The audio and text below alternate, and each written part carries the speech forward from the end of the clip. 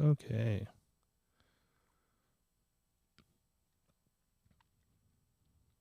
Let's invite.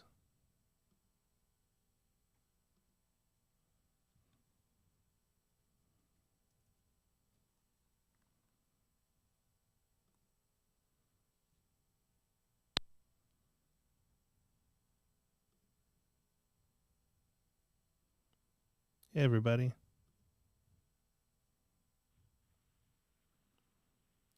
There he is. Hello. Hello. All Sorry, right. sorry for the delay there. This is the first time I've fired up the chat in the studio since my break last year. Ooh, that's So exciting. yeah, so it's not 100%, but I'm easing back into it here.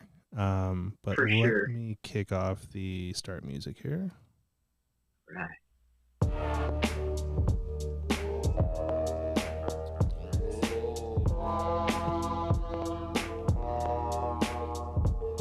Welcome to Photography Chat with Merlin.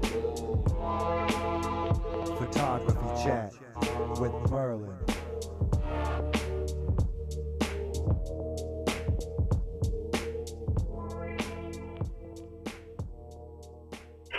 Nice. I like the moves there. That was awesome. Yeah. I dig the music. Thank you. A friend of mine was kind enough to put that together for me for season 3. So we were like up in the game last season. But For yeah, sure. thank you for joining. And do you want to take a moment to say hi to everyone there? Hi, everyone. Oh, man. I love my friends. They're all showing up. Oh, my gosh. Let's see, Liz and Joy. And, oh, my gosh. Rochelle. Oh, there's my wife. Yeah, you better be on. That's Sarah. Hi, Sarah. Hello, Sarah. Oh, man. Fantastic. Oh, I love it. That's wicked awesome. I am so stoked to be spending time with you, Merlin. Like, I'm so happy to be here right now. Well, I'm glad, because I'd be a little worried if you weren't excited to be on with me right now. Like, begrudgingly decided to talk to you today. Yeah, it's like I guess I could show up, like whatever. Yeah, fit it into my busy schedule. Yeah, exactly. Well, I appreciate you making time, and I know we've had some sort of scheduling conflicts and stuff. Um, trying to plan this up here, and so I appreciate you being really flexible with me. Yeah, no. One thing that I really try to prioritize in my life is time with friends. Because if you don't, then it's just work and work. Maybe family if you're lucky enough to have one, which I have the best family. But yeah, no, definitely got to make time for friends, and it's definitely a challenge. You know, The Simpsons said, "All work and no play make Homer go something something." So, so it's good to avoid that, and it's nice to have like a tight family connection and like a good group of homies and stuff. For sure. Especially because like your friends are who are going to support you most in your art, and vice versa. And that's what I love about this is the community. Yeah, 100%. Community is so important. It's something that I mean, through COVID, we definitely all realized the importance of it. I mean, at least I did. Like, I'm very grateful for the film community because there's just so many awesome people inside of it that I feel really privileged and honored to know. Absolutely, yeah. It's a lot of loving people who they're struggling to balance life and creativity just like you. So they know how it is, and it creates an environment of empathy. Oh shit! I didn't hit record for the podcast portion of this. No. So it's like we got to do the theme song I've again. got, You want me to dance again? I think we're gonna have to do the theme song again. Jeez, I'm All rusty. right. I'm rusty here. It's on the YouTube and it's on the Instagram, but I didn't do. I forgot. I was like, why is the big red button glowing green right now? Okay, so we'll just okay.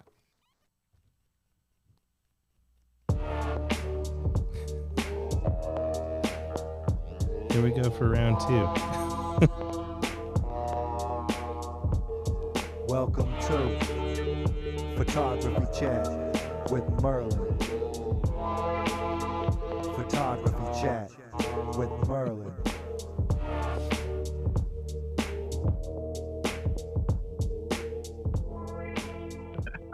Excellent. Now that we're recording this time on the podcast, welcome to Season 4, Episode 2. And I've got Carlton here with me. And what part of the world are you from, Carlton? I grew up in San Diego, California, and I'm a little bit north of there, near Riverside now.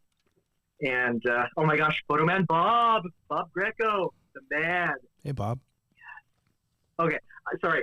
I'm, like really ADHD, and I'm just seeing people pop up in the chat, and I get really, off track. No, nothing wrong with that, man. You got to get excited and, shout out props. And I mean, yeah, here's a bell. Sure. A bell is legendary. Yes, yeah, Instant Flamingo. Yeah. Sick. I just saw you. him in San Francisco for Bay Area, and I'm looking forward to seeing him in New York for PolaCon New York. Yeah, that's awesome. Yeah, I listened to the chat you guys did on the podcast. That was fun, and I think I'm gonna do another live episode in New York as well too. One of my best live friends in New York, it's Merlin. Exactly, live in New York, it's the photo chat. My best friend from Vancouver, he convinced me to go to New York, so we're traveling together, and so he'll be my co-host, much like the legendary Matt Burt was. So yeah, it should be fun. I'm looking forward. I've never been to New York before, so it's really? Yeah, it's gonna be my first time. Man, with your big cross country international drive, I think you've been everywhere by now. No, so I really missed so the parts I've driven to have just been Western mostly. So like down through California over to Texas and stuff. And then I have driven, like when I lived in Toronto, drove down to Chicago and kind of through Eastern Canada with the intention that I always wanted to like take a drive down to like Boston or New York or something. And then, COVID had other plans for the rest of us. And that never ended up happening.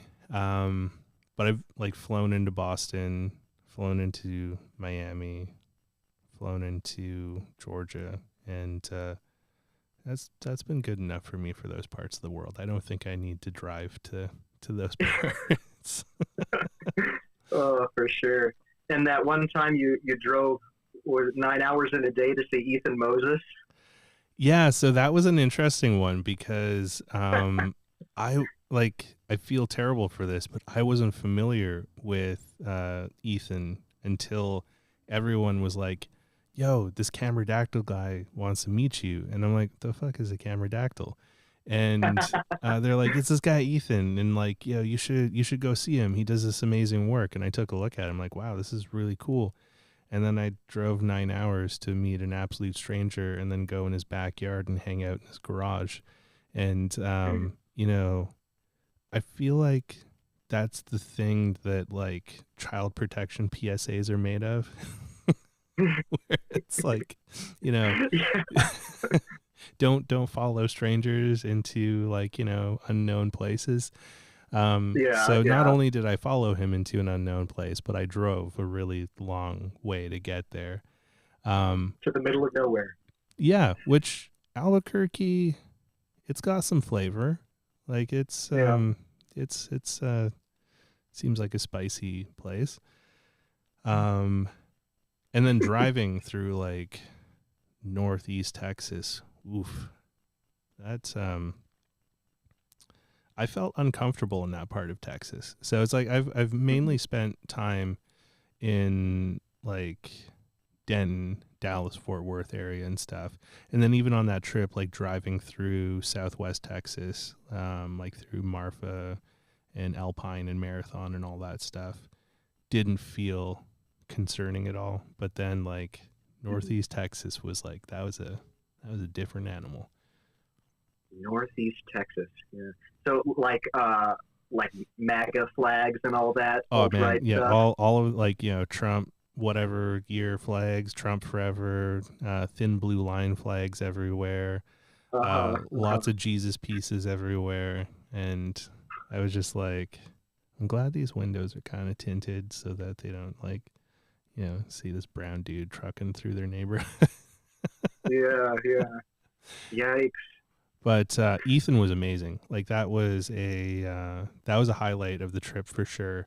Getting to spend some time with him, because like that dude is the most stable genius I've ever met in my life. And that's a good way to describe him. I mean, I don't know him personally, but I can picture that. Yeah, he was just super fascinating. Like oh fuck, I don't know where it is. I'm gonna frame it at some point, but he like wrote me this really cool diagram of doing cross processing negatives into positives with paper. Casey Wright. So what's up, Casey? Yeah, and it was cool. Casey was like in that live there, and I feel like Dan, you're gonna be in the New York one. There's no question about it. But yeah, he wrote out this really cool diagram on how to turn paper negatives into positives for shooting in my 8x10. So whoa, it's something I want to play with. He says you need a lot of light because it's like, I don't know, like 2 ISO or something like that. So it's very slow. Oh wow. But 2, like not 200.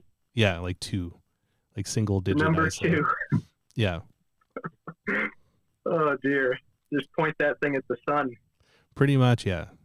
Or just have a lot of strobes on hand and just like, you know, sunburn the people. Sweet Regina, my homegirl. Nice. But yeah, he was cool. And then all his projects that he's working on were like fucking awesome too. Like just a really cool, genuine guy. But then I fucked up because I didn't realize until like that night when I got back to the hotel room that I was supposed to be in San Diego the next day for like 3 in the afternoon. which was doable. Oh yeah, didn't you tell like you thought you were going to miss Jason's thing, but then it turned out to be the next day? No. So I thought it was going to be the next day, but it was like the day that I was leaving. And so I thought it was like the day after that. And yeah. I only figured it out when I was chatting with Grant, and I was like, hey, you want to meet up for coffee? And he's like, oh, aren't you going to Jason's thing? And I was like, isn't that tomorrow? He's like, no, it's tonight. And I was like, fuck. Oh, no. So I was like, okay. And then I mapped it out. I was like, if I leave at like 4 a.m, then it'll be all good. And yeah, the great part of getting old is you can come up with these really fantastic ideas in your mind, and then your body's like, nah, fam. And so I woke up at like 9 a.m. and was like, fuck. I still made it for dinner though. I missed the exhibition, but I made it there for dinner, and it was cool to chat with the guys from, oh my god, Point Loma Nazarene. Point Loma Nazarene. Yeah. Oh, so that was the Morning Walks exhibition. Yes. Oh man, we just missed each other. Oh shit, you were there. Yeah, I was there. Oh man. Yeah, so I missed the exhibition, but I got there for dinner. Like they took him out to some fancy kind of, I don't know. It was like on the bay, and it had these like big windows and shit. And then I almost pooped myself when a jet fighter took off across the bay because the whole building started fucking shaking. And I thought an earthquake was happening. If it's not an earthquake, it's a fighter jet. Yeah, exactly. And like I wasn't the only one. Like Jason's wife, Jaren, also kind of like jumped a bit. So I was like, okay, I don't feel so bad. 'Cause, like, she jumped too.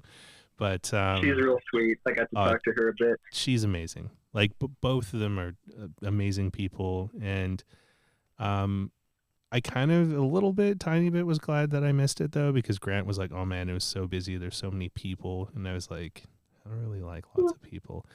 But then like the Point Loma guys invited me to come by the campus in the morning to like check out their facilities and like, check out the exhibition. Oh, and that's cool. So you did get to see it at least. Yeah, it was cool. I like the way that him and Steve put it up with just like the pins. Like that was pretty cool. Yeah. Yeah. No frames to take away from the experience. Yeah. And also like, flying in with those prints and stuff makes it a whole lot easier because you could just throw those in a box and put them in your like carry-on or something versus like having to deal with all these awkward frames and shit. So I was like, I'm definitely stealing this idea. Oh, nice. Yeah. That's a great shot. Thanks. Casey says, I need to make that my goal to be known as extremely huggable. I mean, hugs are the best. Cool to be known. Oh, yeah. Sweet Regina. Who doesn't like a huggable person? I mean, there's some people that hate hugs, and there's some hugs that are very uncomfortable. Like there's true. There's hug etiquette, and some people don't know hug etiquette. Like, yeah. It's are you saying etiquette? Sorry, etiquette. Fuck. Etiquette. No, I mean, my bad. I'm not correcting you. I'm just wondering, is that how people say it in Canada? No. I haven't been getting much sleep lately, so my brain meat's a little tenderized. No worries. And then okay, so let's see. Sweet Regina says Cinestill or Portra 4. See, so which Cinestill? You go ahead first. Okay. Well, since Portra 400, we could probably, I guess, compare it to 400D. I mean, it's 400D has a lot of character. I'll say that. That's the thing. I like the halations. I know that's pretty controversial, but pointing it toward the sunlight streaming through the trees, I love it. Yeah, they definitely have like different. They behave differently.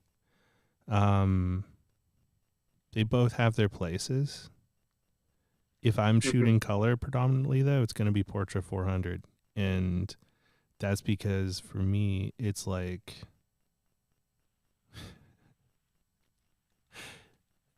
I usually use a not very family term for it, but Portra takes a lot of abuse and always gives you good results. Like, no matter how horribly or tenderly you treat Portra, it gives you like really nice results.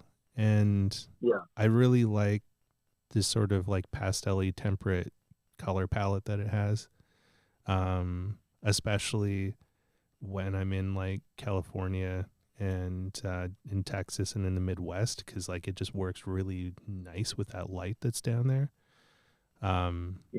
There's something like just magical with it. Like the first time I went to Denton and shot some Portra there, I fell in love with it all over again. I was just like, oh my God, these like creamy colors. I want this all the time, but it only works in the light. That said, Cinestill 50D in that sort of Midwest California light, fuck that shit. It's like come to Jesus film. Like when you get like, it's a spiritual experience, right? Like when you shoot someone that's like really lit up in it, they like glow from the 50D, and like it almost looks angelic. And so 50D is an interesting one to shoot with like lots of light. I enjoy 50D a lot. And 800, I love shooting 800, but I love shooting 800 in like shitty. This is my favorite camera to shoot 800T in. The Lomography simple reloadable. Interesting. The film is worth more than the camera is. you like the hazy plastic lens of it? Yeah, well, it's not only the hazy plastic lens, but this camera is set to shoot at 400, so it Oh, overexposes the heck out of the film, and then you've got this cheap, shitty plastic lens, and it just the results I've gotten from it are just super cool because it almost looks like otherworldly a little bit, and then it's also cool for street because this is the loudest part of operating the camera. yeah, yeah. But when you fire it, it's Decline just like click. photography. Oh, gotta say hi to Manny. Hey, how's it going, man? But yes, sweet Regina, if you've never tried 50D, definitely try 50D. 50D, and Double X is a good one. But you can find That's the Double one I X haven't tried cheaper. yet. Oh my god! So Eastman Double X is all-time favorite black and white film. Like some of my most favorite black and white shots have been from Double X, and there's just I asked Matt from Kodak about this because I was like, it has that really nice, like, fine grain of Tri-X, but it also has that really nice contrast from T-Max. It's almost like Tri-X and T-Max are like they combined it to make Double X. And so I asked Matt about it, and Matt went and talked to the guys that make the concoctions at Kodak, and they told him the recipe. And Matt's like, I know it, but I can't tell you. And I'm like, but is it Tri-X and T-Max? And he's like, kinda, but I can't tell you. And I was like, son of a bitch. But it's a great black and white film because it's also really forgiving. So, like Ferrania P30 is Double X and P30 like fight for like number one favorite black and white for me. And P30 would win it if it wasn't finicky to live with. It's really like if you don't nail it with P30, then you just get these sort of like muddy kind of pictures with it. But when you nail it, because it's got such a strong silver content to it, you get these like glorious, like contrasty, rich black and white photos. Speak of the devil, there's Matt. Matt, I was just telling everyone about when I was like asking you the magic behind Double X, and then you found out and you weren't allowed to tell me, and it hurt my feelings. I feel like Dan asks, what ISO do you shoot Double X with? I usually shoot at box speed. Yeah, I've been really happy with it at box speed. It works really well. It's a great black and white. If you've never tried it, it's a fantastic black and white film. Matt's laughing about it. I'm gonna get it. Yeah. I'm gonna get it. And if it's not Double X, I'm shooting Tri-X 400. That's like, Yeah, that's solid. My stable of film is basically like Portra 400 or Tri-X, but I have a special place in my heart for T-Max 3200. That shit. Ooh, yeah. Yeah. With just how grainy it gets and that contrast with like the chunky grains in it. Yeah. Like night shots with that stuff, so good. I'm a super fan of high-speed films. I have some Delta 3200 in the fridge right now. Nice. I am so nervous about getting my depth of field too shallow or shutter speed too slow if I'm just out and about shooting. You know, if I haven't set up a scene and lights and, you know, really planned it out, I'm just too nervous about that happening. So I want plenty of forgiveness. So I want to be able to bump up the shutter speed, shut down the aperture. Yeah. My That's wife really says, fair. yeah, you do. Thanks, Sarah. Yeah, I tried to love Delta, but I don't know. It didn't give me the same feels that I got from T-Max. I wish there was more fast color film though. Like, Yes. it's a bummer that 800's the highest we go, because like I fucking loved Superior 1600, even though I hate Fuji, but like Superior 1600 was cool shit. Superior 1600? Yeah. I haven't had that. I think I've only shot Superior 400. I love Superior. Superior's not a bad film. It's just I don't like the color tones from Fuji, because it's just they're too cold. Mm-hmm. It's like the same reason why I don't like Ektachrome. It's too cold. Yeah. Oh wait, hold that thought. You don't like Ektachrome? No. Is that what you said? Yeah. Okay. Well, hold up. Sweet Regina said, where should she get Polaroid film for her 600 camera? I Definitely go through Polaroid.com. Like, not only is it the freshest stuff, but they get the points reward system.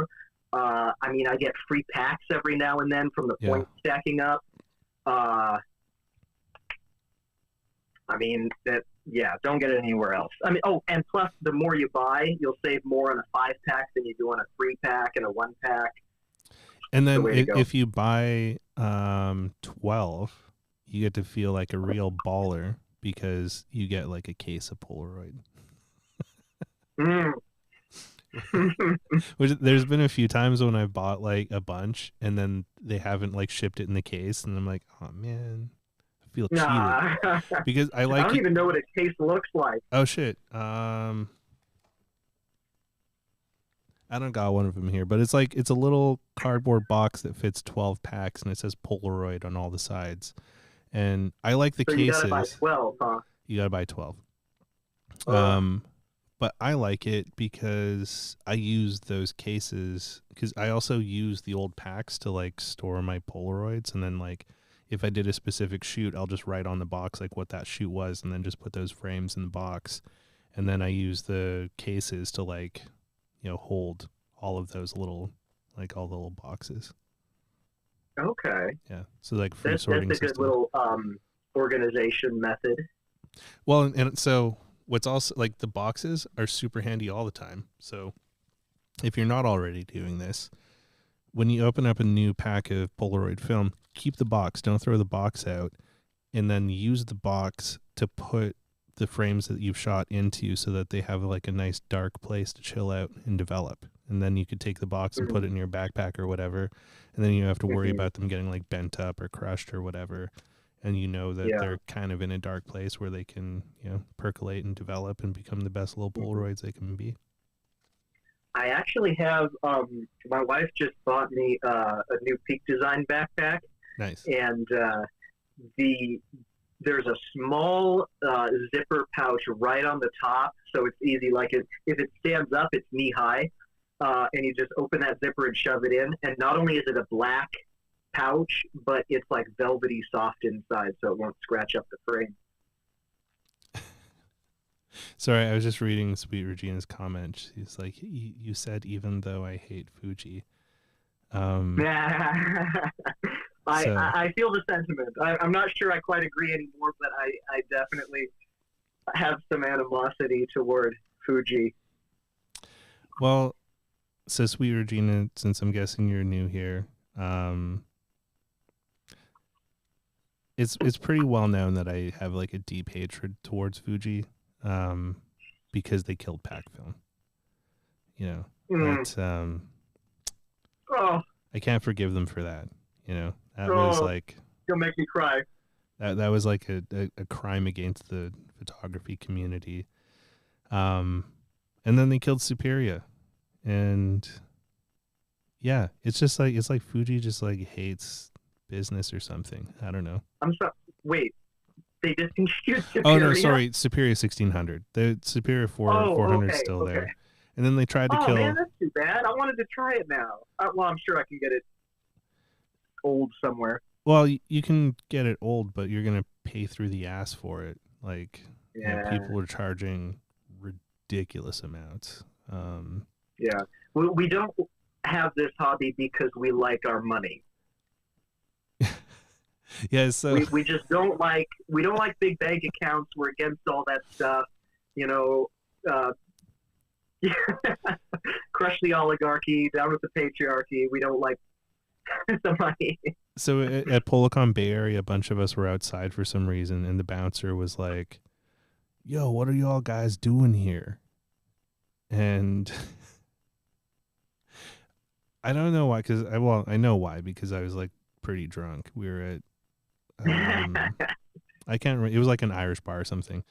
And I was like, we're That's all, kind. and I just said, we're all here because we hate money. Yeah, And so true. he thought it was pretty funny because, like, you know, San Francisco's full of tech bros that love money and all that kind of shit. So, well, and, you know, it's weird, Regina. Also, to be fair, I have Fuji Digitals too, and I begrudgingly like the Fuji Digitals. They make me hate myself a little bit for liking them. So, yeah. There's some cognitive dissonance. A little bit. Like, I've got an X Pro 3 or X Pro 2 and an XT2, and I love both of them for different reasons. So, yeah, Fuji's like an abusive partner that, you know, everyone's like, you should leave them. But you're like, no, but like sometimes they're really nice and they tell me they love me and I feel like they really mean it. And then, you know, you're like, I fell down the stairs. It wasn't Fuji's fault. Yeah. I walked into a door Yeah, exactly. You know. and my wallet's gone. Bye, Casey. Thanks for stopping in. Hi, Casey. So Yeah, how did you get into photography? Oh my gosh. Okay, we're going way back. 1995. Okay. I was gifted a plastic reusable camera for my birthday, and I saved the picture. Actually, I know there's one of me like next to my birthday cake with that, so this one's like after the fact. But here I go, full 90s attire with my terrible haircut and my first camera. I like the overall coveralls. Those are great. Yeah. I was a Fresh Prince fan.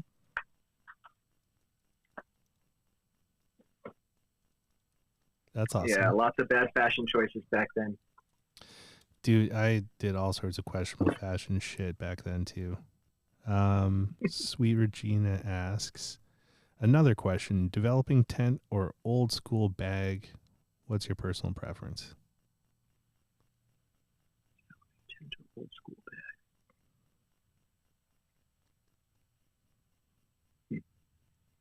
I don't know what a developing tent is. Is that like a dark bag?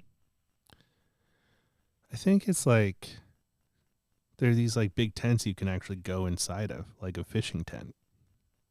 So when you're on location, it's one of those pop-up things, Yeah. like that people change in at the beach. Yeah, something like that, but it's all dark. Interesting. I wouldn't trust one. If it's as big as I am. Oh, she means a mini tent. So like it's instead of it just being like a flat bag. Yeah, yeah. Okay, I think I have seen those. I don't know. I have a dark bag. Yeah, just like one of these things. Yeah, I hate them. Yeah. It makes I put in up to my arms. I got one of the really big ones, so I have room to use my like double long Patterson tank. And if you're in there for a while, which if you don't get it schooled quite right, you're in there for like 15, 20 minutes. Your arms get sweaty and all that. Yeah, it really sets Johnny off boy. like weird tactile issues for me. So I don't like tents or dark bags. I prefer dark room to just go in and then like my whole body is at the same temperature all the time, because as soon as like my arms and my hands start to get like a different temperature from the rest of my body, it starts to give me like anxiety, and I'm like, oh my god, I just want to like rip my hands out of this fucking thing, but then I'm gonna ruin all the film. And so it's like, Yeah. and then you start fumbling a bit because you start feeling under pressure, and you're like, oh, this sucks. This is the fucking worst. I Hmm. don't like it. Yeah. And No, then, I only had access to a dark room for uh, the 5 years that I was in college, and like my first photography class in college was all darkroom photography, like only film, because they wanted us to start out that way to get the basics and the fundamental knowledge of light and on physical objects and whatnot, photograms and things like that as well. mhm. Um, and yeah, so I spent a lot of time, like hours and hours in the dark room, and like after classes all day, so I was already exhausted, and I have like anxiety disorder, and if I stay in one place too long, I get nervous, and I mean, it got uncomfortable, and I think the fact of it being dark in there didn't help either. So I just get all shifty and like have to remind myself to breathe. Like, I don't know, it's weird. So I think even though it's the physical discomfort, I go with the dark bag. Yeah. If I have to do it, it's a dark bag. Like, it's as much as I hate them. Matt said that he thought we were friends, but I guess we're friends off because I don't like ectochrome. So, Matt, you'll always be my friend, and regardless of how much you love ectochrome, I'll still always love you. And then Dan had a question on how we keep our beards so magnificent. So, what's your tips and tricks for beard management? You keep the beard on the outside of your sheets when you sleep at night because the cold air helps them grow. That's nice. Do you do any like combing or like beard butter or beard oil or anything? I use like one of those Afro pick things because nice. Nothing else will comb through this because it's so gnarly. That's fair. Yeah, I get that too sometimes if I let it go too long. Conditioning sometimes, that's a big one. It's like I should probably do that. It makes your beard softer. Like it's that would be nice. I'm sure my wife would appreciate that. And combing combing or brushing is important, especially if like you have like curly ass hair. If you comb it regularly, it'll help it be more straight. Otherwise, it just gets all curly, and then it just kind of does its own thing. For my beard, though, honestly, I don't really fucking do anything with it. I kind of just let it just be a beard. I obey the beard, like the Psycho Stick song. Right, yeah. I mean, it leads you when you walk, so exactly. You gotta obey. Yeah. And then sometimes my barber helps tune it up for me because I'm terrible at like tuning it up myself. So I just went and saw him this morning, and so it was starting to like puff out the sides a little bit, and I was looking like a fucking Charles Dickens character. So oh, I love it. I've only been to a barber once in the past year. I have, I probably should see a professional. So I'm not really a fancy boy, but the one thing that I do, like the one extravagancy I give myself is going to a barber. Because it just, I don't know, feels good. And then I like my barber a lot. He's like a homie of mine. So, good. It's always fun to catch up with him. It's so hard, like, and this goes for hairstylists as well. If you go to a random one and they're awkward, they either don't talk at all. That's fine. They either don't talk at all or they do most of the talking. I prefer that. But it's when they're trying to make small talk, it's like, oh, please stop. Yeah, that gets uncomfortable. Yeah. Or it's like, you're like, whatever, I'll go to Magic Cuts. How bad could it be? And, we'll roll the dice. We all know the answer. It's never good. Like, I don't think anyone leaves like a Magic Cuts or like a Super Cuts, like, really feeling themselves. Yeah. Like, Maybe if all you need is a buzz cut. well, I mean, if you're gonna do that, just fucking get a razor off of Amazon and like shave your own head. Mm-hmm. You know, if only. I've kind of noticed that old rich dudes seem to always have like shaved heads. Like Bezos. Yeah, like Bezos, but I've also noticed that here in Vancouver, like I'll see like, you know, some fancy convertible car driving and it's like some old bald rich guy. Like, Okay, this is the thing, because like old white men almost invariably lose their hair, and it starts receding, and that when it's just starting to go, it looks so bad. yeah.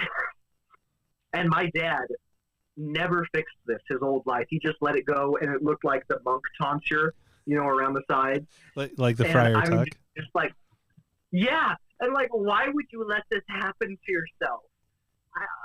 I tell my wife, and she hates this. I say, as soon as I start going bald, I'm going to shave my head. Because I don't want us to come to that slow demise. You don't want to have like the Friar Tuck ears? I'm not about that. I mean, you can make a whole I'm thing not a man out of of the it. cloth. Start wearing like, you know, brown muumuus, you know, drink a lot of mead. Like, you know, just own it. Really make it like your ears. Yes. You know, get some leather sandals. Mm-hmm. Yeah, I mean, I'm getting to the age now where it's like the hair loss is becoming a thing. Like I'm like getting the what is it, widow's peak or whatever. Yeah. But the Captain Picard, Evan makes a fine point there. Like, you know, that is there you go. kind of Sure, like a Friar Patrick Tuck, Stewart. but it's like that's a distinguished Friar Tuck. Like, Yeah. that's a Friar Tuck that fucks. Yeah. Yeah. Yeah, or implants. Fucking like Elon Musk got implants and he looks like, I don't know, like weird Asian Elvis. It's fucked. Okay, I mean, there's nothing on earth that could make him look less weird anyway. Well, he did look weirder before he got the plugs, but it's like super obvious because like you see photos of him from like, I don't know, like 15 years ago, and he looks like a fucking near Mr. Burns kind of character, and now he's got a full head of hair, and you're like, where did that come from? And then Magoozy says, money makes you lose your hair. I mean, maybe. I don't know. It can also cure you from cancer and a whole lot of other things. Yeah, apparently. Like, yeah, spray paint. Good health is for the wealth. I like that spray paint. There were those infomercials where the people would like spray on the hair. Oh my gosh. I had a neighbor who did that, and it was so obvious, and like sometimes it would come off on his shirt. And, oh no. Oh dear. Okay, no, I don't want to go down this road because I can start complaining about people's looks, and that's just not the kind of vibe we're going for right now. We won't go for that. So your woven Polaroids. Money buys snacks, and I fucking love snacks. Snacks are great. I mean, I'm a hefty boy, so you know, it's in person. It's quite obvious that I like snacks maybe a little too much. But your woven Polaroids, what got you into those? Those things are pretty cool. Like from the samples that you sent over to me. I love them. that's like my main niche, I guess. And they're a little difficult to make. I got to put some work into them. I got to sit down and plan everything out. And then there's a whole physical process of cutting them up and rearranging them, measuring. I got to do some math. Actually, I just did math on the first one, and I used the same for all the others. I'm not exactly sure how I got started, but I think I thought you might ask this question, so I looked up one of the artists that probably inspired me. Well, I mean, definitely inspired me. This is Lou Peralta's work. Oh, cool. and she does just amazing stuff. Like she weaves pictures, stitches them together. Look at that freaking bird's nest. Can you believe that? That first one looked like Spectra, R.I.P. Yeah. Oh my gosh. Okay. Yeah, we'll come back to Spectra. No, R.I.P. we won't. We should avoid Spectra. Okay, maybe we should. No, I know you've covered that in the past. But yeah, oh my gosh, like freaking this. Look at that. That's killer.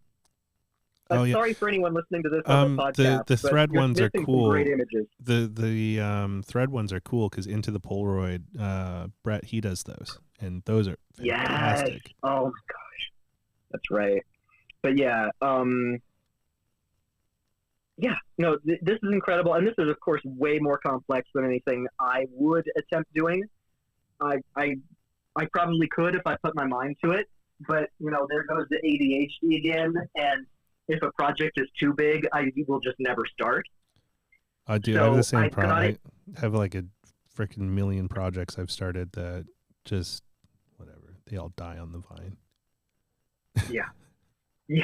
No, so I've got to bite off just as much as I can chew, and I've got it down to a science with these woven Polaroids because the process is the same every time. It's streamlined. I always slice them in the same place. I weave them in the same place. I use the same kind of glues, everything like that. Oh boy, and then that takes me back.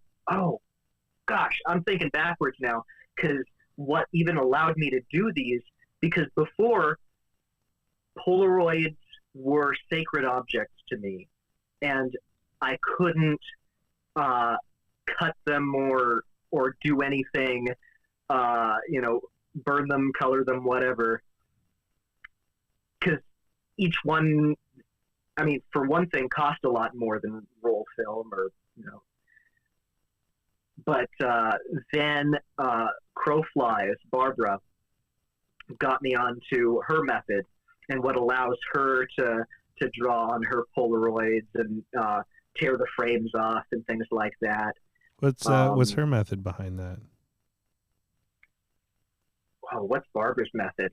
I'll tell you, her big tool.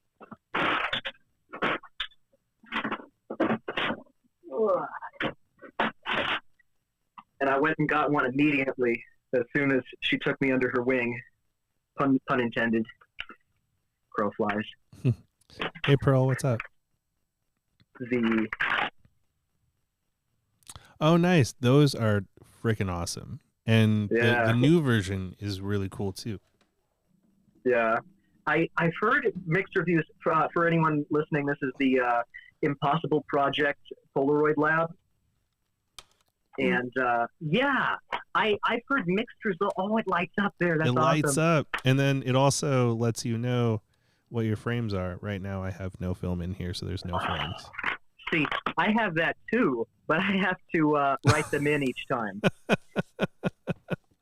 Oh, what's up, Ben? We've been graced by greatness. Ah, yes. See you in New York next month. Oh, yeah, that's right. He hails from New York. He sure does. Are you going to go to the New York thing?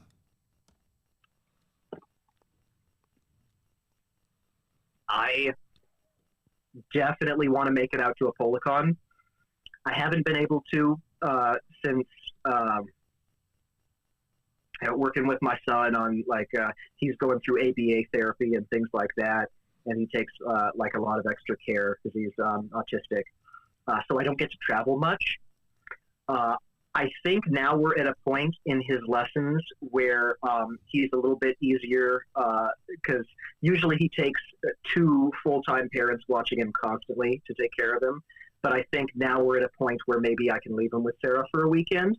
Okay. And the only thing is I'm terrified of big cities.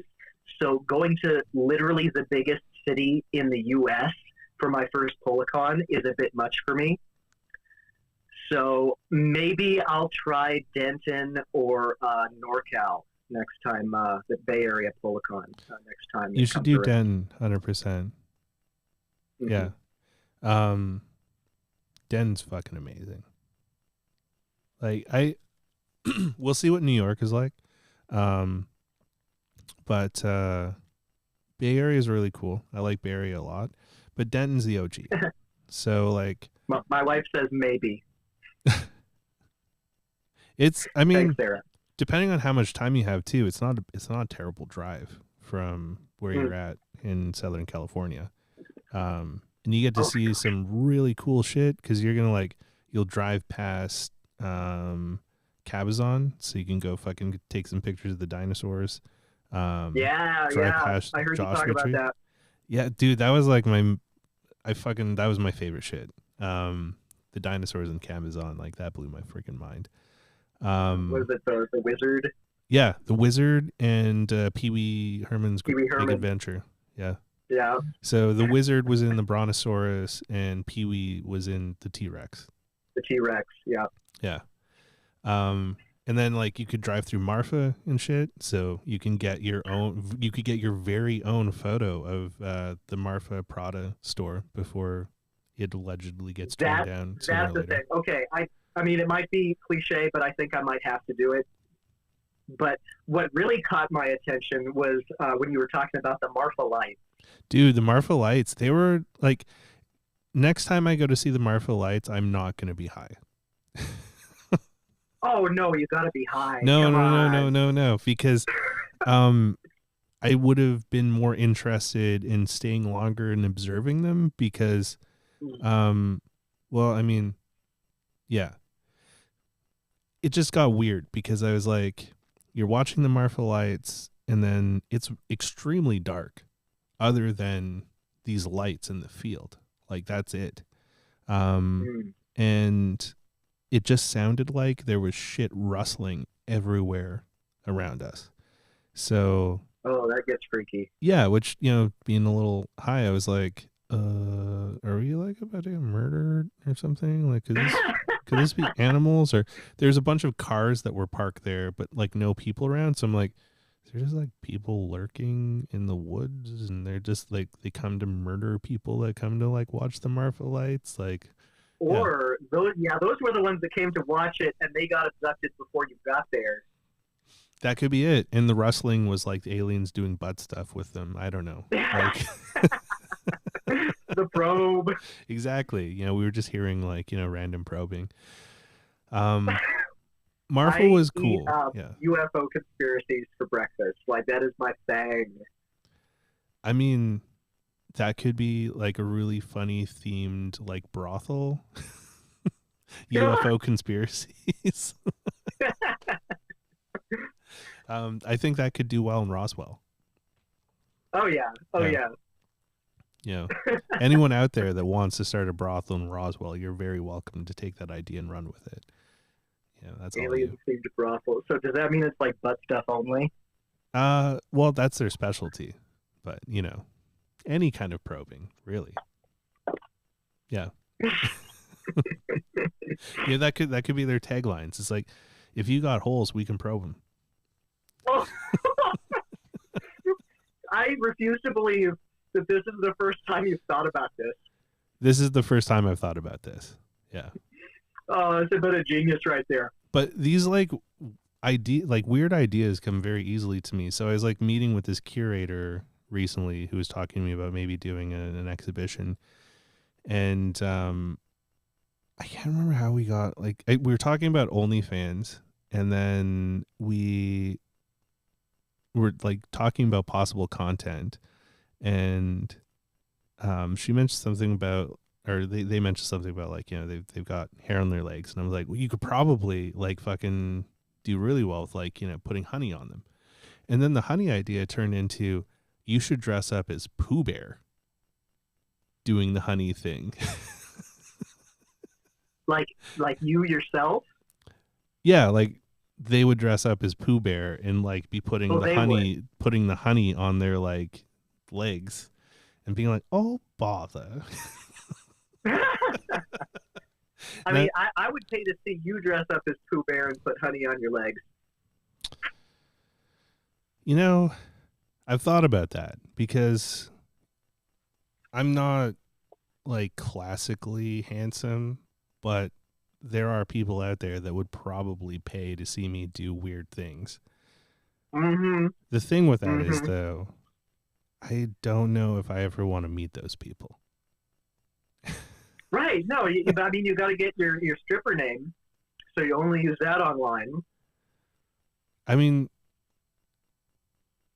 I've never really thought of a stripper name for myself. Oh boy. Oh, we got to come up with. Okay, Mm. people in the comments. Yeah. What is what's a stripper name for our homeboy here? Honey Pot. Honey. I don't know if just I put like that honey pot. as emojis, so that might be it. That might be the best right there. I don't know if we're going to do better than Honey Pot. Honey Bear. Merle's Okay. broccoli. I like that. See, I can't go with honey bear because that's what my ex-wife calls herself, and that just would feel weird for me. Hold up. Yeah. Your ex-wife nicknamed herself?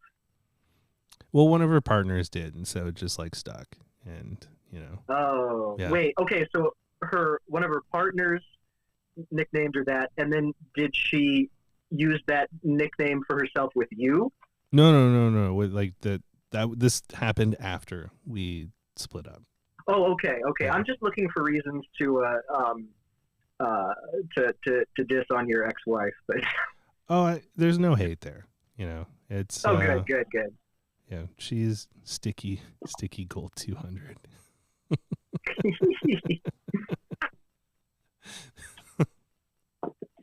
What were like some of the names from what was the Dirk Diggler movie? What the fuck was that one called again? Oh, why does that sound familiar? It was the one where Mark Wahlberg like played the porn star, and then Boogie Nights. Yeah, Boogie Nights. Boogie Bear. Oh, freaking that was legendary. Yeah, I could be Boogie Bear. I am a star. That was a huge cock. Like, do you think it was real? Do you think that's Mark Wahlberg? No, it's not real at all. That thing was like ridiculously like you would pass out anytime you tried to even attempt having a boner with something like that. Like all of the blood would just drain out, and then you'd just be like, ugh. Like, I'm. Oh, good. Yeah. Okay. That man, hell of a prosthetic. Like to be that prop person that was tasked to make that. It's like, oh, dear. So I want like a foam baseball bat, but it's a wiener. And Mark Wahlberg is gonna wear it. So that image though is always like it's forever burned in my mind. Like it's like thanks Marky Mark. That, and when he was in The Other Guys with Will Ferrell, and he was always like, I'm a peacock, let me spread my feathers. Because it's like, I didn't see that one. Dude, it's fucking funny because like him and Will Ferrell, their dynamic is like ridiculous, and then Michael Keaton plays their like police chief, and he keeps making like references to like TLC and to like fucking Beyonce and shit like that, and everyone's like, seriously, like you don't get it? And he's like, I don't know, like what do you mean? I just don't go chasing waterfalls. Wait a second, did I see? Is that the one where they're like walking away slow-mo from an explosion, but they end up falling down because it overwhelms them? Yeah. And then okay, I think I did see that. Yeah, and then like Will Ferrell goes to like question his ex-wife, and then like her weird husband is like demanding that like he sleep with her again, and then like they watch. Yeah. That's always a weird thing. Like people are interesting. It takes a lot of interesting folks to make the world go round. Mm-hmm. Yeah, that was we got on a tangent.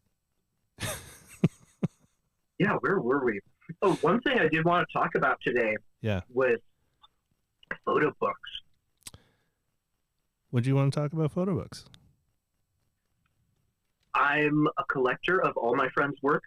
All right. And if any of my friends are watching and I haven't bought your photo book yet, I'm sorry, and I will get to it. But yeah, I've got my big stack right here, and let's see, this one's pretty nice. You ever seen this one? Oh shit, you got a copy of it. Thank you. Yeah. What did you think of it, out of curiosity? Quarantineroids. Yeah, it's a piece of history. That's what's the coolest thing about this. It got weird. Like that. It got weird. Well, yeah, we were indoors for an awfully long time. But oh my gosh, these ones where you're like standing in the doorway and there's nothing and you're just ghosting it. Yeah, it's crazy. It's So that idea came from mushrooms.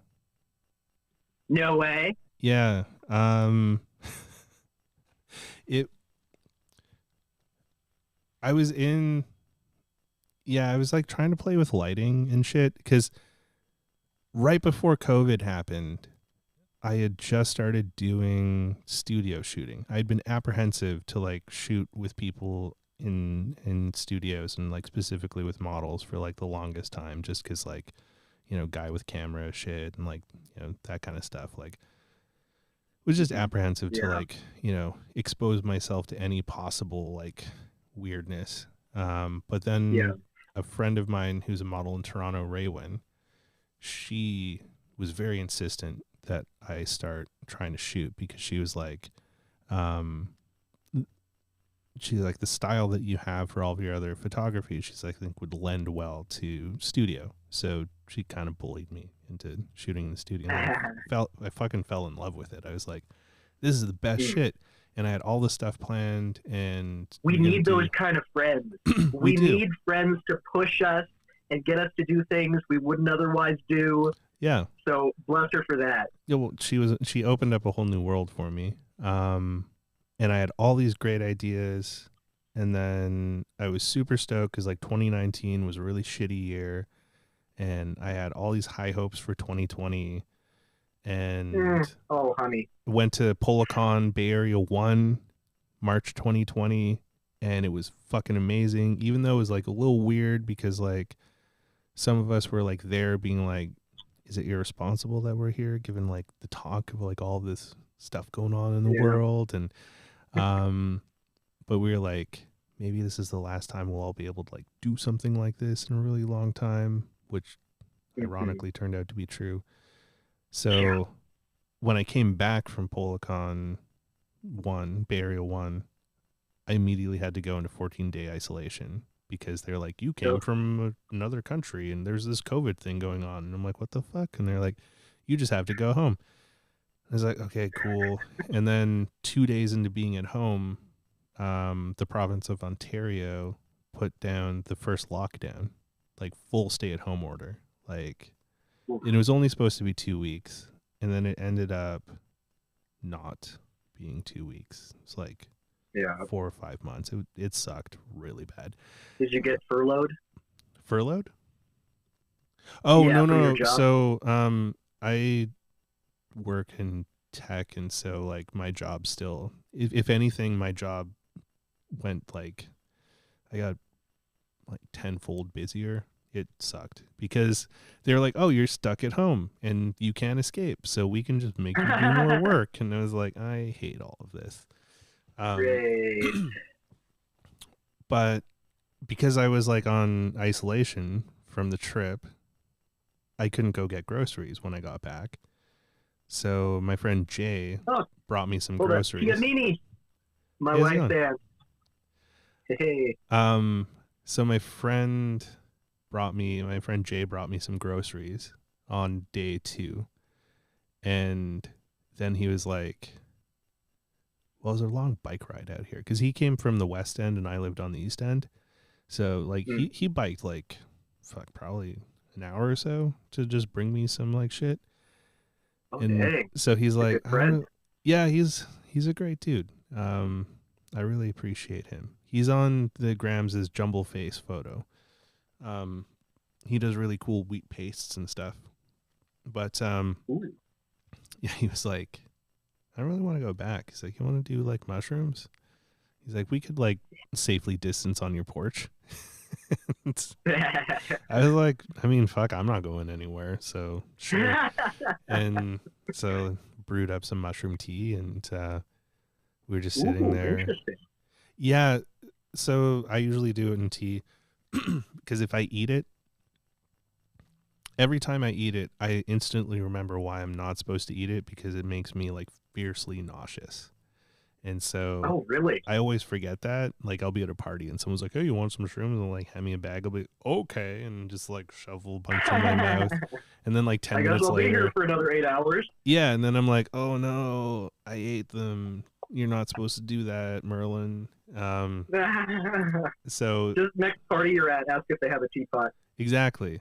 So made some tea, and we were just like hanging out on my porch, listening to music and chilling out. And I was like, I leaned back in, because we were sitting in like those IKEA lounger chairs on my porch, and I leaned back and was just like staring at this like tree, because it was just springtime. Spring hadn't even started in Toronto, so the trees were still bare. And so it was just like this bare tree on an overcast background, and it was like moving and shit. And I was like, whoa, this tree is awesome. So I ran inside and grabbed a Polaroid Sun 660 and took a shot of the tree. And the Polaroid did not capture what my mind was seeing, unfortunately. But that picture of the tree in the book was the genesis of like the whole thing. So like that's why it starts on day 2, because I didn't have the idea on day 1, because I didn't start doing mushrooms. Yeah, that's a tree. It was moving and shit when I was trying to take the picture. Like, it was like breathing and like, you know, moving around and stuff. Oh yeah. And, Oh yeah. you know, Trees breathe on shrooms. yeah, they do. It was kind of wild. And then the balloon, the second shot, that balloon was an asshole. So, the second shot? Yeah, the one right after the tree. It's like an alleyway, and then there's like a little purple balloon in the alleyway. Oh, that's a balloon. I thought that was no. Like go back. A reflection. This one, on the other one. Sorry, no. Flip the page. That one there. 2? So yeah, that little purple thing that's like shiny. That's a balloon. And okay, I see it now. That balloon, it fucked with us. So we're like, Jay was getting ready to leave, and we were standing on my porch, like in front of the stairs, and this balloon like bounced down the alleyway, and then it like stopped. No. It stopped right in front of where my steps were, and it was just like bouncing in front of my steps, just like chilling there, bouncing. No. And then I was like, holy shit. I'm like, Jay, are you seeing this? Am I like tripping out? He's like, no, the balloon's right there. And I was like, fuck, I'm going to go take a picture of it. So I grab the Polaroid and I like run down the stairs. And as soon as I get to the bottom step, it starts just bouncing down the alleyway. So I'm like running with the Polaroid down the alley, trying to like catch a picture of this camera. So like that picture happened with like me chasing this balloon, trying to get a picture of it. Yeah. You know, if this wasn't photographic evidence, I would say you were both having a shared hallucination. That's insane. It was like super weird, but that's what started the book, mushrooms. Mm. Yeah. That's awesome. Yeah, you don't really want something weird to happen while you're doing shrooms. Like anything, you want it to be as normal and boring as possible. I mean, preferably, I would prefer outside, you know, in nature. But still, if something comes in that like messes with your vibe and it's like, wait, that shouldn't be here or this shouldn't be happening, then you start to go into like self-preservation mode. I kind of like when weird stuff happens when I'm on shrooms, honestly. And I like doing them in urban centers, which is kind of fucking weird, I guess. Oh gosh, I would never. Well, because there's always weird stuff. Like there's one time when my ex-wife and I were still together, me, her, and her best friend did some. And we weren't in a really great place at that time. So as soon as they started to kick in, I was like, I don't really want to be at home anymore. And so I like got up to leave, and they're like, where are you going? And I'm like, I'm going to go to 7-Eleven because I want a soda. And 7-Eleven was like a 2-block walk from the house. But the thing was like fucking weird. I got like half a block away from 7-Eleven, and then I just kind of stopped, and I was like looking at it, and I was like, no, it's all wrong. This isn't right. It's all bad. We're not going to 7-Eleven. And so I just started like wandering around downtown trying to be like, well, I wanted a soda. What else could I get that's going to like satisfy the soda urge? So I'm like, gelato. I'm going to get a gelato. Yes. And then so I'm walking to the gelato shop, and then all of a sudden I hear this like music. And I'm like, what the fuck? It's like music and Japanese talking. And I look up, and there's a projection on the side of the building next to the gelato place of like an old Japanese man talking while music is playing. And he's like 35 feet tall. No. And it kind of blew my fucking mind because I was just like, what? So I FaceTimed my ex-wife just to be like, I need to see if you guys are seeing this, or if I need to come home. And they're like, at first they couldn't understand how I was inside the little box. So that was kind of fun. You mean on the phone? Yeah, because we were on FaceTime. And then like they're like, how did you get inside of the phone? And I'm like, it's FaceTime. No. And they're like, That's ridiculous. That's kind of wild. But they're like, no, we see, why are you hanging out with an old Japanese man? I'm like, I'm not really, like, he's in the building. And I bought gelato, and then I didn't feel safe. So I walked, there's a bench in front of the main police station in the town that I was in, and I just sat on the bench because I don't particularly like police, but like at that moment, the bench felt like it was the safest spot. So I didn't eat any of the gelato. I walked around with the gelato for like, I walked around holding it like this for like 2.5 hours, and then came home with like melted gelato that I like put in the freezer because I was like, maybe it'll come back if I put it in the freezer. There you go. Okay. Yeah, and then like days later, my ex-wife's like, why the fuck is there janky gelato in the freezer? So, you know, this is a PSA, kids. Do more drugs. I like how that story had a straight up punchline. What's this janky gelato doing in the freezer? Yeah, I mean, like, it's perfect. It's it helps with some creative stuff, but I appreciate you copying that book. And if you do come to one of the PolCons, bring along. I'm happy to throw a John Hancock in that shit. Definitely. Do you have any books that you've put together? Yes, but I haven't made any to sell yet. Oh. I'll show you what I've made. Okay.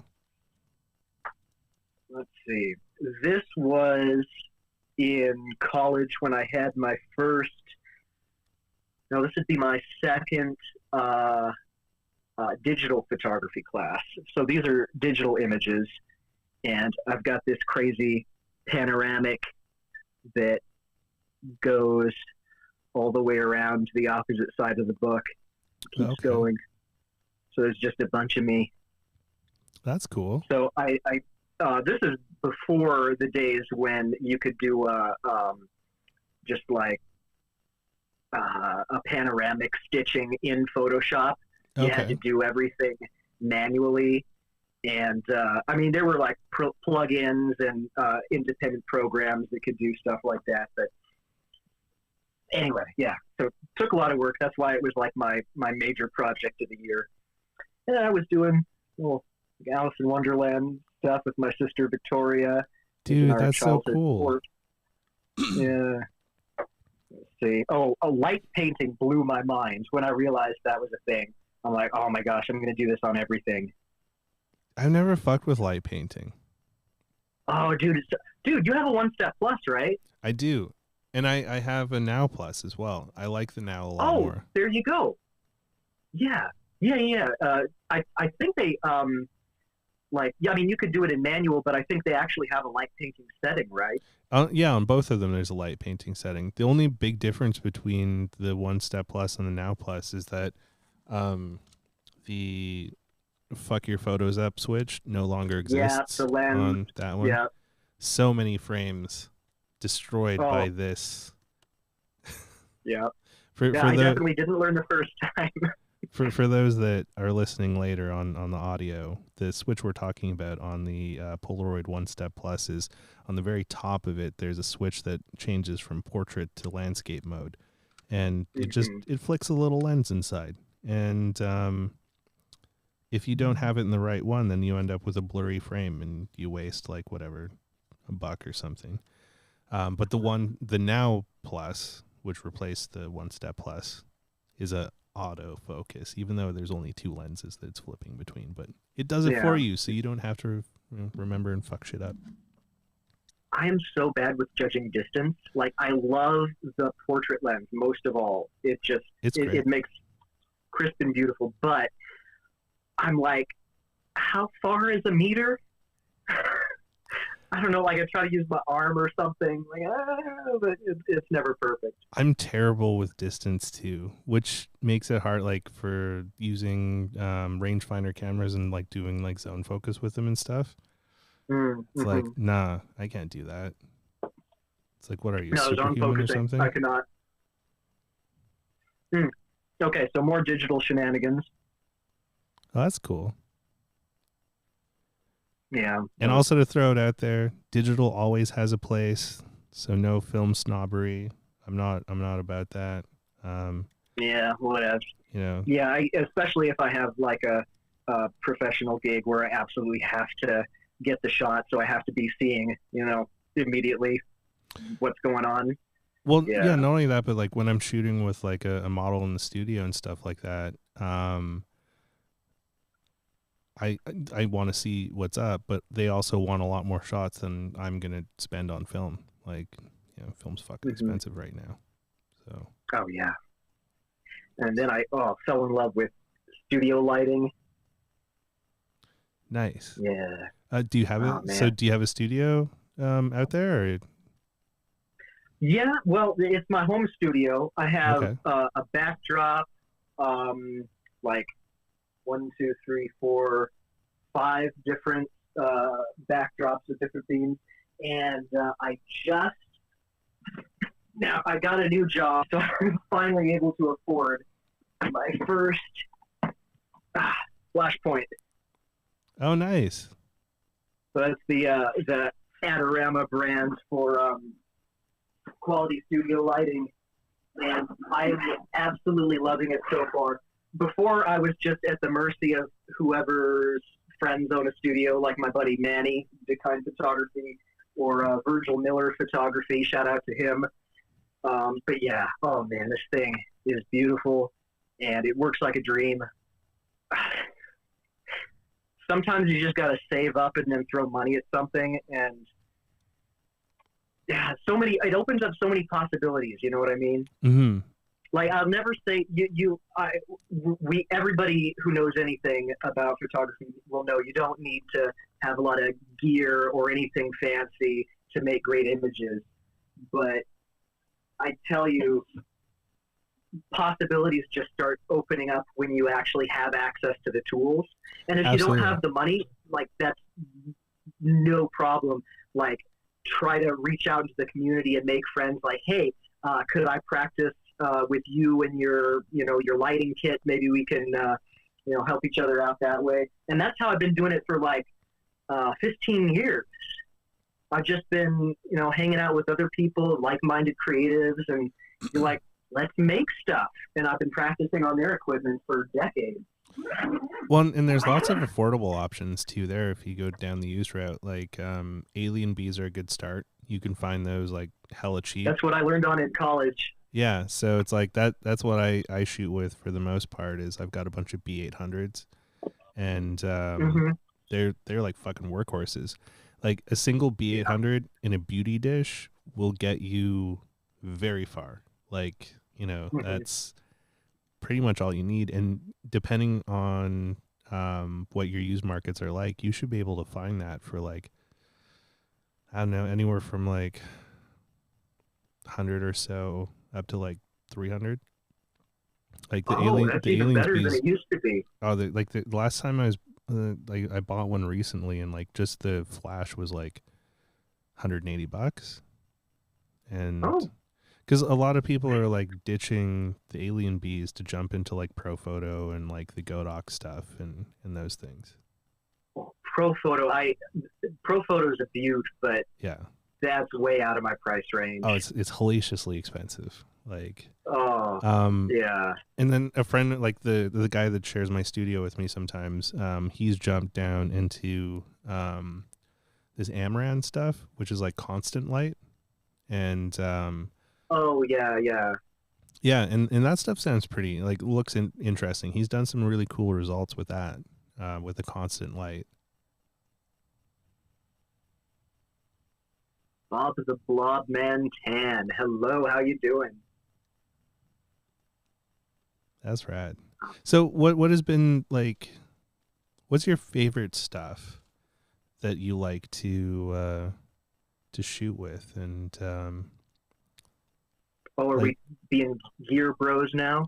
no, not Gear Bros, but like more like what is your sort of like favorite um creative outlet to like jump into, like not at like not what do you like do to pay bills and shit like that, but it's like when you want to exercise something creative, like creatively, and like, you know, you want to just like make something for fun.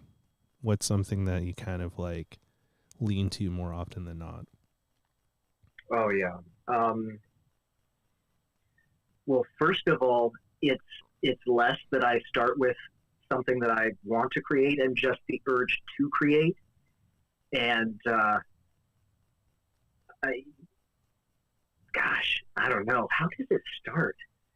Usually, I have an idea of um, like a friend that I'll want to shoot with, and I'll reach out and we'll be like, hey, let's get together on something. What do you want to do? I don't know. And then we'll come up with an idea from there. Sometimes it's conceptual photography. Sometimes, well, most often, Sarah gets me started on, outfits that she has in mind. And she runs this business selling fancy wardrobe attire and classic vintage clothing, things like that on like Depop and what's the other one? Poshmark and whatnot. So I'll like Okay. photograph these fancy dresses and everything. But yeah, then I've got my arsenal up here with most of my cameras in frame there. But probably my favorite right now, if there's any special shot that I want to take, I'll take it on my Yashica mat Nice. because I just love this baby so much. That's a beauty. I got this at Photo Darkroom Escondido. Shout out to Bob Hill and the team down there. They are absolutely fantastic. If you're in Southern California, definitely check out Photo Darkroom Escondido. That was my hometown growing up. And and they repair cameras too. Al Diamond, who works there, can fix any camera. He's a genius. Cool stuff. But yeah, lately I've been getting into boudoir photography, and that's been crazy cool. I mean, I've been doing it for years, but also I haven't really been intentional about it. You know, it's just been something that kind of, that's what a lot of my model friends have been into style-wise. And so I like hop on that bandwagon and create with them. Whole lot of amazingly talented people, wardrobe artists and makeup artists in their own right. It's so cool. And then Sarah has a great brain for set design.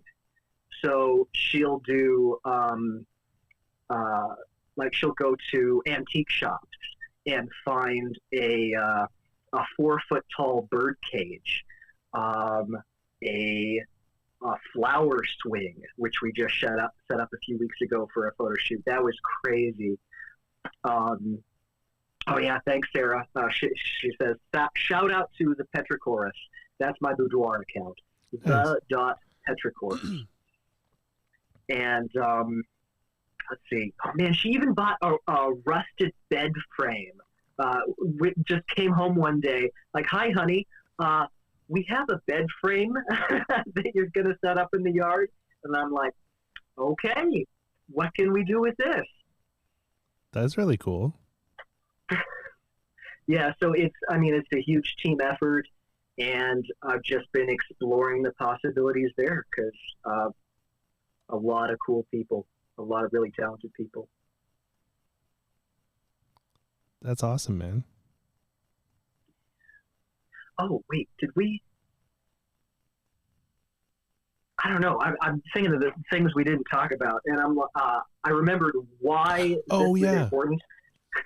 Because we were talking about Barbara's process. Yeah, Barbara Crowflies. She's amazing. Is absolutely amazing, and she's such a sweetheart too. Oh my gosh, she'll be like off for 2 months, and then she'll get back on, and then comment on 60 of my posts, and like, holy crap, like I'm not worthy, but thank you. You are though. But the world is not worthy for Barbara. She is just a total gem. Anyway, so this she got me into, and it allowed me to take a step back and, okay, maybe the Polaroid isn't a sacred item. Maybe I can play around with it and cut it up and burn it and draw on it and peel the borders off like Barbara does. I stole her thing for a while. I was doing that for like almost a year. But yeah, it gives me a whole lot, because now I'm not afraid of just having one image and that image is going to go away forever if I mess it up. Yeah. So now I can make an image and do whatever I want with it, and if I mess it up, I make another one. 100%. So that's been a huge release for me and opened a world of creative possibilities. That's rad.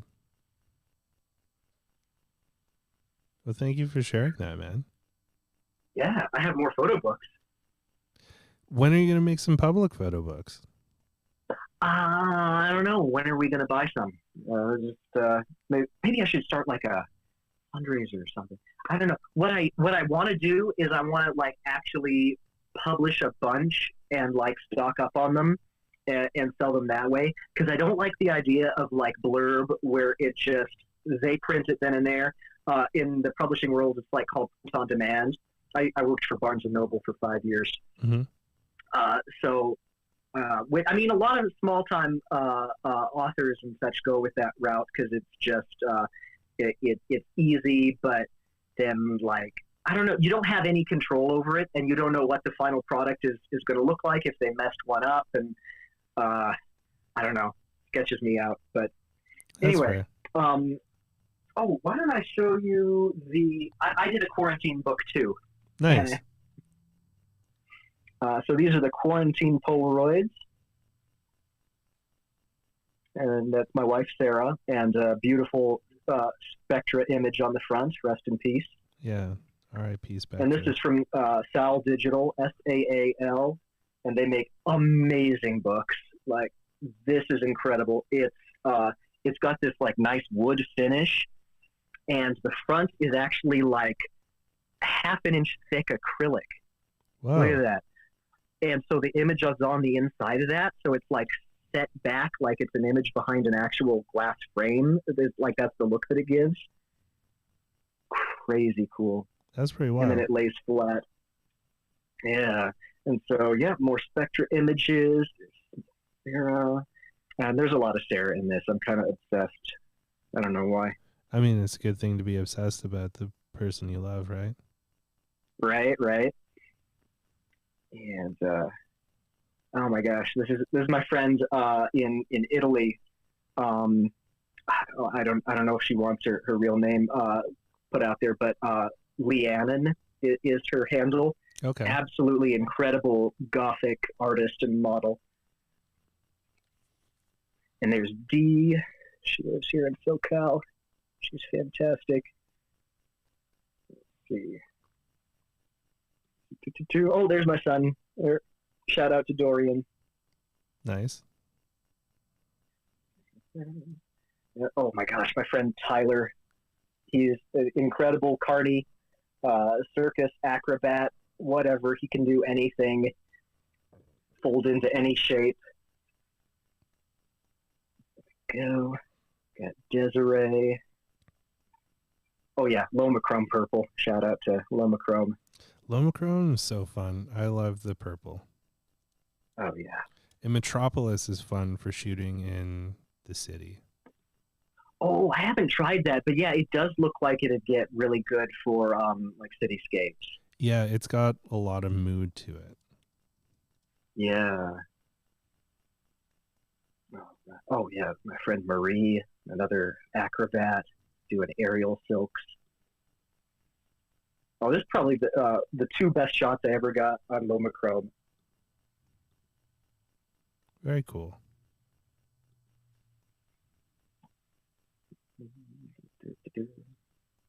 But yeah. Oh, and I do a lot of these too, diptychs out of Polaroids. Oh, I like those diptychs. Thanks. That's some classic Americana.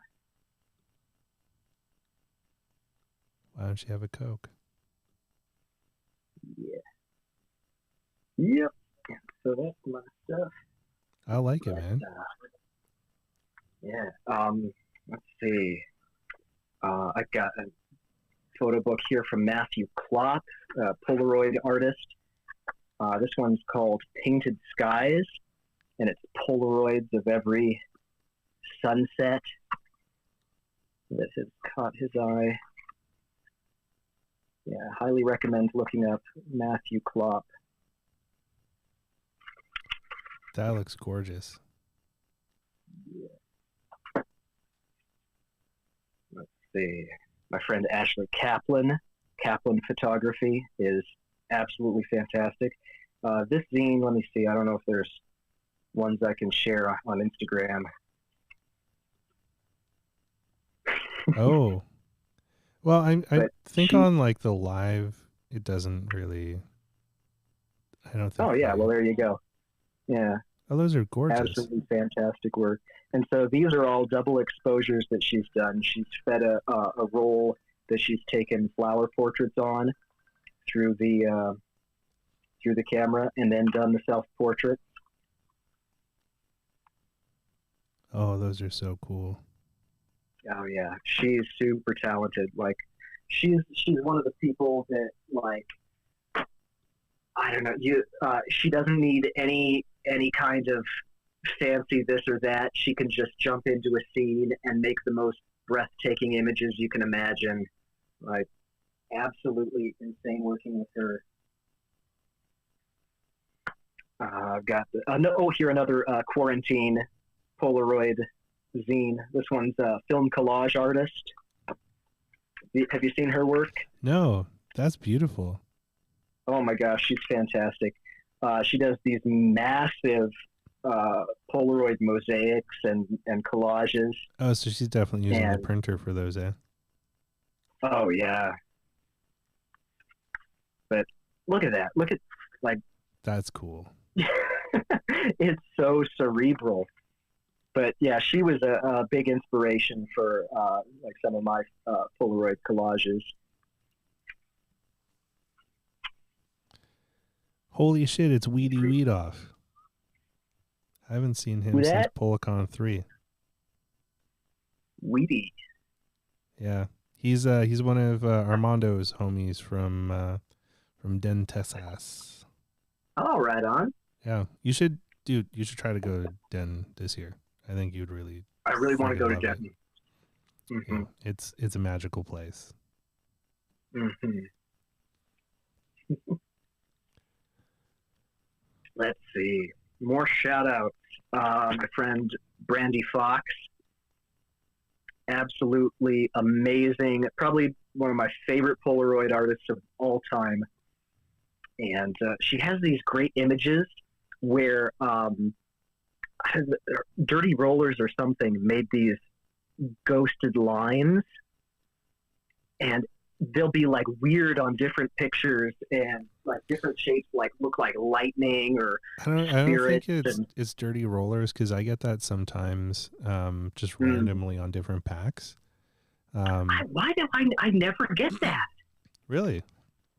Yeah, I don't think I've ever had anything like that. Sometimes, you know, it won't spread all the way across. The goo won't spread, but I never get those ghost lines. Weird. Huh. Because I've gotten them on different cameras before and have always checked the rollers and never Dirty Rollers. Interesting. Yeah. Yeah, I'm pretty anal about cleaning my rollers. Brian Bruno, do you follow his work? Oh yeah, I've got that book. All the chocolate. Oh yeah, the chocolate Polaroids, absolutely incredible. Like, they just look like they're from another era. They like they were do. shot during the California Gold Rush or something like that. They're beautiful. That was a fun book. I like that one a lot. For sure. Okay, and this is my favorite photo book so far from Alicia. Ale Wino on Instagram. Nice. ALEWINO. And she has a new photo book coming out, so that one's probably going to be my new favorite. But she has this fantastic way of painting. She explained her process to me once, and I've forgotten, and I'm afraid to ask her again. But it's so beautiful. Like, it makes these kind of galaxy-like swirls in her images. Oh, cool. I have no idea how she does it because I completely forgot. And then she'll like paint in certain parts of the portraits, and they look incredible. Like starting with black and white and then painting over them. Like, I don't know. It's just the greatest thing. I'm obsessed. Absolutely obsessed. And I had the great fortune of doing a long distance collaboration with her by just mailing some of my shots to Italy, where she lives, and she painted them and sent them back. Oh, so, cool. There's some original Ale Wino / A Glass Brightly. Those are awesome. Yeah. Ooh, yeah. And then, okay. So origin stories, right? Okay. So I got the plastic camera back in '95, and I didn't know what I was doing. It wasn't for me like my parents, where they would document family moments. Rose says, what's her IG page? Ale Wino. ALEWINO. Absolutely fantastic. Go follow her. So got my camera. So yeah, I wasn't interested in documenting like events and people. I would just take pictures of things. And so like garage doors and trash cans and whatnot. A lot of people, I mean, that you see with Cinestill 800, you know, take a picture of a gas station and it's art. Well, that was me when I was 5. I'm not dissing anyone who does that now, because it's a whole lot better than what 5-year-old me was doing. Trust me. But I loved the idea of Polaroids, like an instant image. You take a picture, you see it now, blows my mind. And my parents, of course, who were supporting my obsession at the time, weren't about to buy me a Polaroid camera and pay, like, back then it was probably like $1 a shot. Well, I mean, with inflation and everything, it's more or less about the same price as like what we're paying now. Oh, is it? Which is like kind of ironic, because like we're all complaining about the cost of film, but like color film is like back to what it was like cost wise in the heyday of film. Polaroid has always been expensive. Like Polaroid has always been like a rich person's game. Yeah, like even back technology in the day. is secular. It really is. And A also, little 30 Rock reference. yeah, my favorite 30 Rock one was, can I get 2 mugs? Yeah, this feels more comfortable. Mm. Oh, so yeah, my parents weren't about to invest in Polaroid just so their son could take pictures of trash cans. Yeah. So I had to wait until I was like 10. And by that time, I mean, my whole life was kind of in the apocryphal years of Polaroid. And so my first Polaroid camera was the iZone. Those were cool cameras. They were. I still have a few shots. There's me and my sister Victoria. Oh gosh, I can't get it close enough to where it'll focus. Oh, that's cool. But yeah, these little like thumbnail style images. This is my grandfather, and yeah, he was a goofball. Canadian side of the family. Nice. They were from Penticton. That's not too far from where I'm at. Where are you at? I'm in Vancouver now. Oh yeah, not far at all. I had family in Vancouver. And then, so after iZone, and because they had the little sticker backs, I would peel them and put them in my journal and have like a visual diary. And then after that, I graduated to the Joycam. Do you remember the Joycam? I do remember the Joycam, yeah. It was like the cheapest thing. Like it didn't even have a motor on it to spit out the images. It had a really sketchy plastic crank. Yeah. And you rip the crank like you're pulling the voice box on an old doll or something, and it spits out this image here, and it's got this. It's like it's obviously not a pod on both sides. I don't know why. It's symmetry maybe. Anyway, there's another one of my sister. They didn't want it to look like Instax. Yeah. There's me with my best friend at the time. Little 10-year-old me with his Indiana Jones hat that's like 3 times the size of my head. Actually, that probably would have been it, is if they did it with a pod on only one side, Fuji could have sued them for making something similar to Instax Mini. Ooh, yeah. Had Fuji bought the formula at that point from Polaroid? I think they did around that time, but they were only making that stuff for the Japan market back then, I think. Because Instax was around in Japan way longer before it came over to North America. Oh, yeah. Now, I read that book, Instant, by Bananas. Oh, I don't think I read the story of... I don't know. This one? Oh, yeah. I've got that one. That was a good book. Oh, yeah. Oh, it's so freaking good. Lots of pictures, too. Yeah. No, fantastic. But, yeah, I freaking love the history of Polaroid. Oh, my gosh. The best one, if you want to know, like, really cool history of, like, old school Polaroid, is a book called Land's Polaroid. Land's Polaroid. Yeah. And it was written by one of the old executives of, like, OG Polaroid, who like worked close to Land, and so it's like I think I heard of that one. It's been out of print for ages, but you can find used copies of it. That's why. Yeah. Like I found a copy on Amazon. Like you could probably find it at like a local used bookstore, but if you want to know like OG like history of like the real Polaroid, it's super fucking cool. Yeah. Oh, yeah. No, I eat that stuff up. But then I don't retain any of the knowledge, so I have to go back and keep reading them.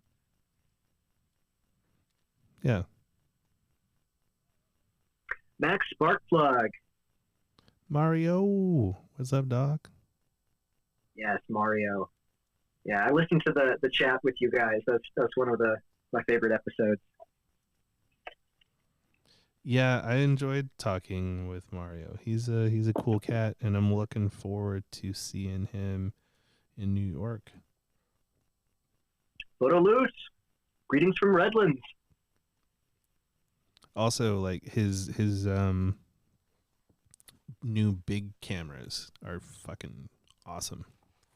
like the Oh big roid yeah, and the big wide and stuff. Like Mario's a goddamn yeah. genius. I had to go look those up after listening to that because I just listened to the audio. But man, those are beautiful. Yeah, they really are. Oh, one thing I just ordered. Do you know Lo-Fi and DIY? I've heard of him. Yeah. Yeah, he has a YouTube channel where he shows all of his 3D printed genius. But yeah, he's really doing a lot like Ethan Moses to keep analog alive. And I got inspired by Photoman Bob to invest in the Goose. Oh, nice. And so that was my foray into, Excuse me. ill-fated as though it may be, into pack film. And yeah, now I'm like, I can't be spending $120 a pack anymore. I've gotten burned a couple times, and it's not real cool, but a lot of artists are still doing amazing work, bless you, like Nick Collinwood and all of that, and they've helped me a lot, like with tips and know-how on how to buy right and use it right, and but even still, you know, the priciest of hobbies. So from Lo-Fi and DIY, he actually made an Instax square and an Instax wide back for the Goose. Oh, that's rad. Oh yeah, it's really rad. He's in the process of making it right now because I just ordered it like last week. Oh, you can order custom colors if you want. I told him to make mine in white. Nice. But yeah, I'm totally stoked at getting my my Goose back in the field. And for those of you interested, that's the Polaroid 600 SE. It's just called the Goose because that's how it looks. It's a close relative to the Mamiya press cameras. Yeah, but nothing's compatible between them. So, you know. Right, yeah. But yeah, it's it's a huge honking thing. It really is a spruce Goose. Yeah, they are something else. I used to have one of them, and I kind of regret selling it because it was like a cool piece of history. But then on the same token, I wasn't shooting it as much. And for pack film, I much prefer the Polaroid 195, just because it's like a lot smaller. But like the Goose, it's full manual, which is nice. And new Polaroid or Newland camera. Yeah, Newland camera. They kickstarted a 600 back for the land cameras. So like Polaroid 250s, 195s, things like that. So I'm waiting for that to ship it any time now. So you said they kickstarted that? Yeah. Then they got fully funded, so they're doing like working towards going to full production with it. Oh wow, that's awesome. Yeah, so it'll be a replacement where you can take the old film door off on the back and then replace it with a 600 film door, basically.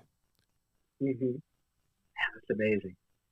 Yeah, if anything, it's the community that's going to keep that alive, because there's no profit in that. No. And it's just like when people complain about how expensive one instant is. And I think it's cool, though. Like, it is expensive, sure, but it is an option to shoot a camera that effectively is extinct. Oh, yeah. So cool. I need to get myself a pack. Maybe next time that Brooklyn Film Camera gets a batch, so I don't need to pay extra for the international $30 shipping. That's fair. But amazing work, and I absolutely love Florian Capps. Have you seen his TED Talk, by the way? No, I haven't seen his TED Talk. Oh, you should. It's just about the analog world in general. Okay. And how we need that as humans to experience the world around us. absolutely fantastic. I'll have to look that up. That's awesome. Well, man, I really appreciate you spending some time with me on Easter Friday. I mean, it's technically a holiday. That's right. It's a Good Friday, isn't it? It is. Well, I mean, it is a Good Friday. It's like kind of, well, not really sunny, but it's less cloudy here in Vancouver, and it's not raining. So, I call that a Good Friday here. And I hope the weather's nice down where you are. Oh no, you froze. Yeah, there you go. There you go, Brandon. Oh, there you go. Brandon Capo Maninka. You're back now. There's his. Oh, sorry. Did I cut out? Yeah, you cut out for a second. Oh, I said I have to do a shout out to my buddy Brandon Capo Maninka, whose photography brand I'm wearing right now, and you can see it back here. Oh, that's cool.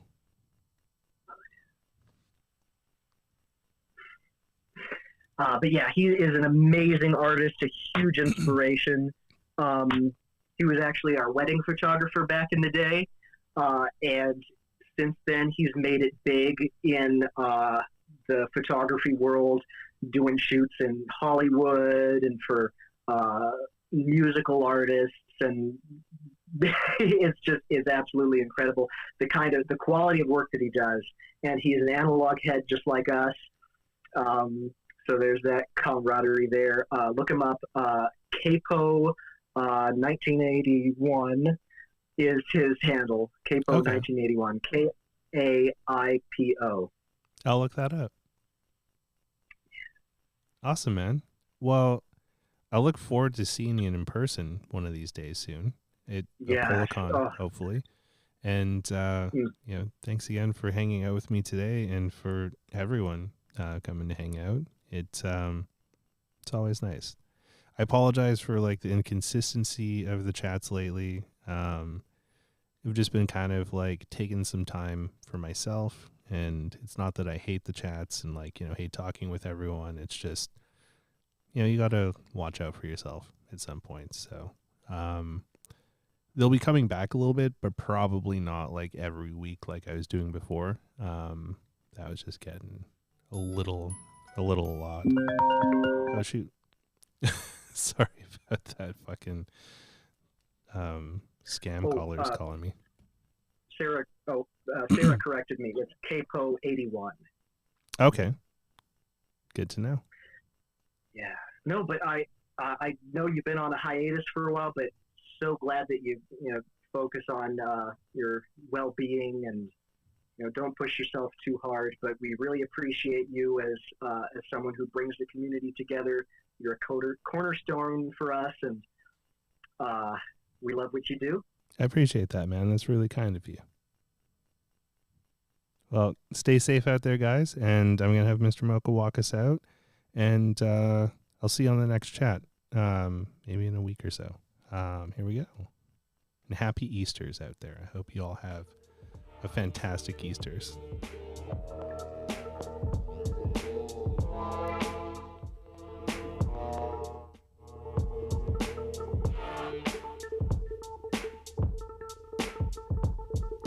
Y'all take care out there too.